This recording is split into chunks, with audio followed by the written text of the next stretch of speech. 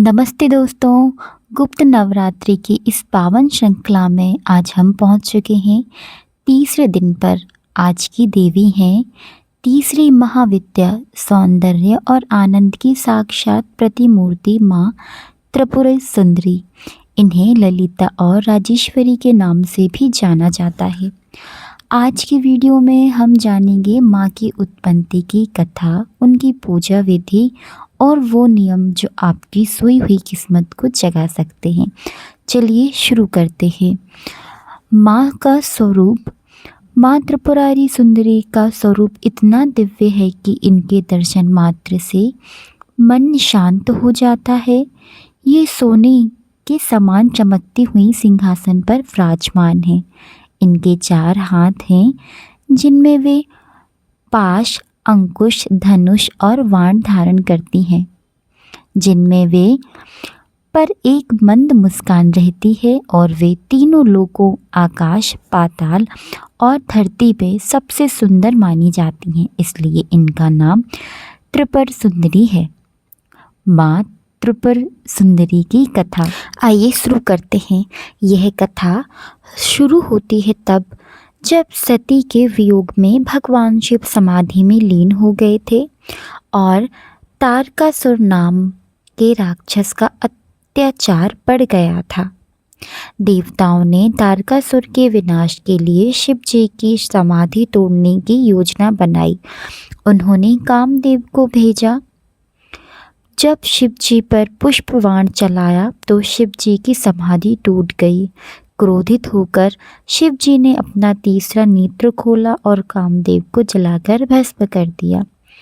कामदेव भस्म होने के बाद शिव के एक कण चित्रकर्मा ने की दृष्टि उस पुतले पर पड़ी।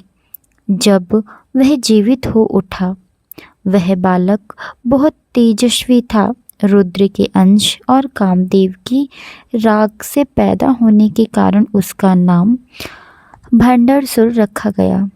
भंडारासुर ने हजारों वर्ष तक भगवान शिव की तपस्या की। उनसे यह वरदान प्राप्त किया कि उनका वध केवल वही कर सके जो भगवान शिव और शक्ति के योग्य के उत्पन्न से हो और उसकी आधी शक्ति उसके शत्रुओं से उसे मिलती रहे।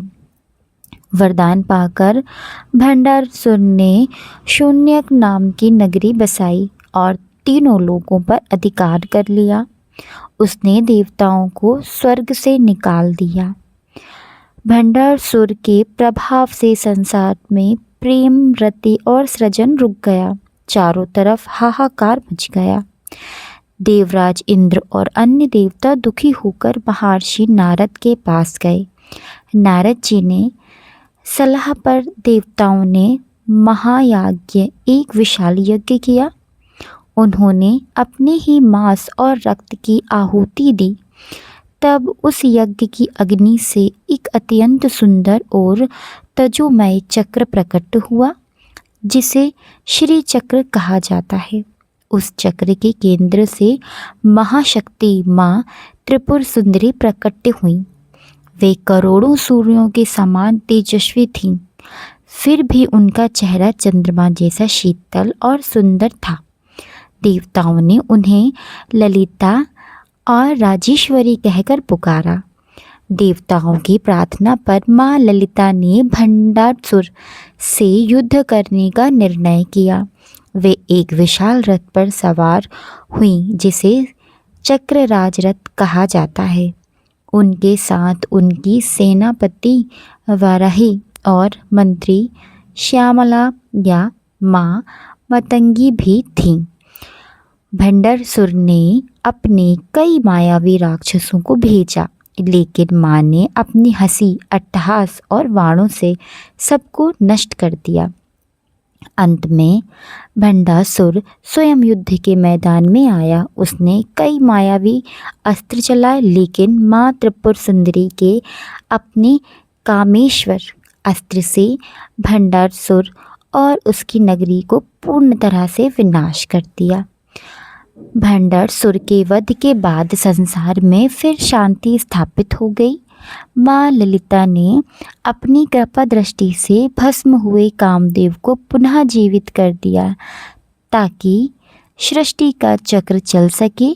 देवताओं ने प्रसन्न होकर माँ की स्तुति की और उन्हें त्रिपुर सुंदरी यानी तीनों लोकों की स्वामिनी के रूप में प्रतिष्ठित किया था।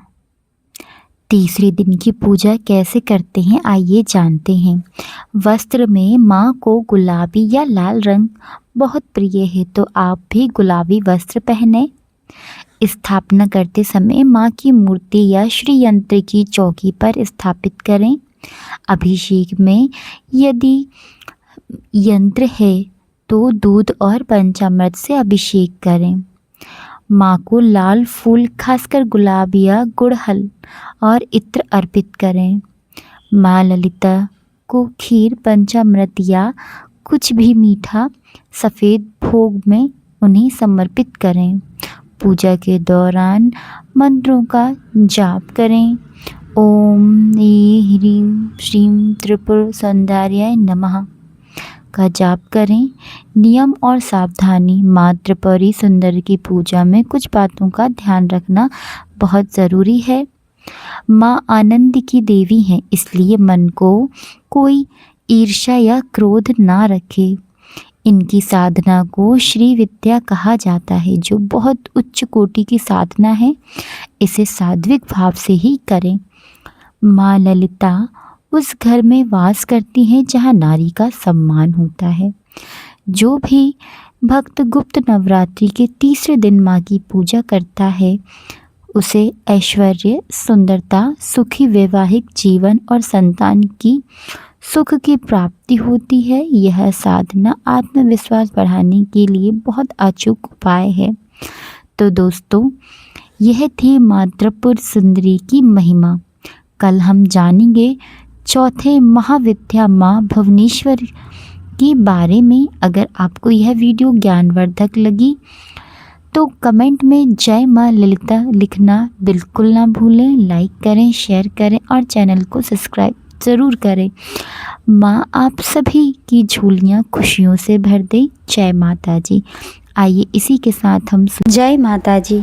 नवरात्रि का पावन पर्व पर आज हम आ पहुँचे हैं तीसरे दिन की ओर। यह दिन समर्पित है माँ दुर्गा के तीसरे स्वरूप परम तेजस्विनी माँ चंद्रघंटा को। क्या आप जानते हैं माँ चंद्रघंटा की आराधना से आपके जीवन में हर कष्ट कैसे दूर हो सकते हैं और आप कैसे प्राप्त कर सकते हैं अलौकिक शक्ति। इस वीडियो को अंत तक देखिएगा क्योंकि आज हम जानेंगे माँ चंद्रघंटा की संपूर्ण महिमा, पूजा विधि और वो गुप्त मंत्र जिससे माँ होंगी आपसे प्रसन्न।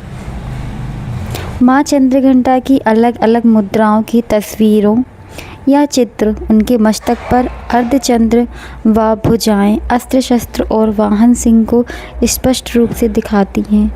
माँ चंद्रघंटा का नाम दो शब्दों से बना है, चंद्र यानी चंद्रमा और घंटा यानी घंटा। उनके मस्तक पर घंटे के आकार का अर्धचंद्र सुशोभित है जो उनके नाम को सार्थक करता है। उनका स्वरूप अत्यंत अलौकिक और भव्य है। 10 भुजाएं माँ की 10 भुजाएं हैं जिनमें खड़ग, बाण, धनुष जैसे विभिन्न अस्त्र शस्त्र सुशोभित हैं। यह दर्शाता है कि माँ धर्म की रक्षा और दुष्टों का संहार करने के लिए सदैव तत्पर रहती हैं। माँ का वाहन सिंह है जो साहस और पराक्रम का प्रतीक है। उनका वर्ण स्वर्ण के समान चमकीला है और वे अत्यंत सौम्य और शांत दिखाई देती हैं, लेकिन आवश्यकता पड़ने पर वे दुष्टों के लिए प्रलयकारी भी बन जाती हैं। माँ चंद्रघंटा की पूजा से हमें निर्मलता, साहसता, वीरता और निडरता प्राप्त होती है। वे भय से मुक्त दिलाती हैं और जीवन में शांति और समृद्धि लाती हैं। इनकी कृपा से व्यक्ति अलौकिक शक्तियों को प्राप्त कर सकता है। आइए जानते हैं माँ चंद्रघंटा की उत्पत्ति की कथा। जब महिषासुर के अंतक से देवता भी त्राहिमाम कर रहे थे, तब ब्रह्मा, विष्णु और महेश ने अपनी शक्तियों को एकत्रित कर एक दिव्य शक्ति का आवाहन किया। इसी शक्ति पुंज से माँ दुर्गा का अवतार हुआ। माँ चंद्रघंटा ने ही राक्षसों का संहार करने के लिए अपनी घंटे की प्रचंड ध्वनि से उन्हें भयभीत किया और अपनी शस्त्रों अस्त्रों से महिषासुर और अन्य असुरों का वध किया। उनकी घंटे की ध्वनि इतनी भयानक थी कि असुरों के प्राण कंठ में आ गए। चलिए जान लेते हैं इस दिन की पूजा विधि और सामग्री। पूजा सामग्री और पूजा करते हुए हमें कुछ चीज़ों का ध्यान रखना है। अब बात करते हैं माँ चंद्रघंटा की सरल और सही पूजा विधि की, जिससे आप उनका आशीर्वाद प्राप्त कर पाएँ। स्वस्थ वस्त्र धारण करें। संकल्प पूजन से पहले माँ का ध्यान करते हुए संकल्प लें। माँ की प्रतिमा या चित्र को एक बार स्वच्छ स्थान पर स्थापित करें। सामग्री में उन्हें पीले या सफ़ेद फूल, विशेषकर कमल, चंदन, अक्षत, धूप, दीप, नैवेद्य, दूध या दूध से बनी हुई मिठाई जैसी खीर भी हम उन्हें अर्पित कर सकते हैं। अब मंत्र जाप। माँ चंद्रघंटा के मंत्रों का जाप करें। फिर अंत में आरती करें और उनसे अपनी मनोकामना पूर्ण करने की प्रार्थना करें। माँ चंद्रघंटा का प्रिय रंग पीला या नारंगी। इस दिन इन दोनों रंगों के वस्त्र पहनना शुभ माना जाता है। माँ चंद्रघंटा को प्रसन्न करने के लिए कुछ विशेष मंत्र हैं, जैसे ओम देवी चंद्रघंटाय नमः। इस मंत्र का 108 बार आप जाप करें। अथा स्तुति में या देवी सर्वभूतेषु माँ चंद्रघंटा रूपेण सन्निस्थिता नमस्तभ्यम नमस्तभ्यम नमस्तभ्यम नमो नमः। इस मंत्र का जाप करने से माँ की विशेष कृपा प्राप्त होगी और मन को शांति प्राप्त होगी। तो दोस्तों, नवरात्रि के इस तीसरे दिन में माँ चंद्रघंटा की उपासना करके आप अपने जीवन के सभी भव्य बाधाओं और शत्रुओं पर विजय प्राप्त कर सकते हैं। माँ आपकी साहस, शांति और समृद्धि प्रदान करेगी। इस अद्भुत जानकारी को अपने परिजनों के साथ शेयर करें ताकि वे भी माँ का आशीर्वाद प्राप्त कर सकें। वीडियो को लाइक करना बिल्कुल ना भूलें। कमेंट में श्रद्धा भाव से जय माँ चंद्रघंटा ज़रूर लिखें। ऐसे ही धार्मिक और ज्ञानवर्धन वीडियोस के लिए हमारे चैनल को सब्सक्राइब करें और बेल आइकन दबाएं ताकि कोई भी महत्वपूर्ण अपडेट आपसे छूट ना जाए।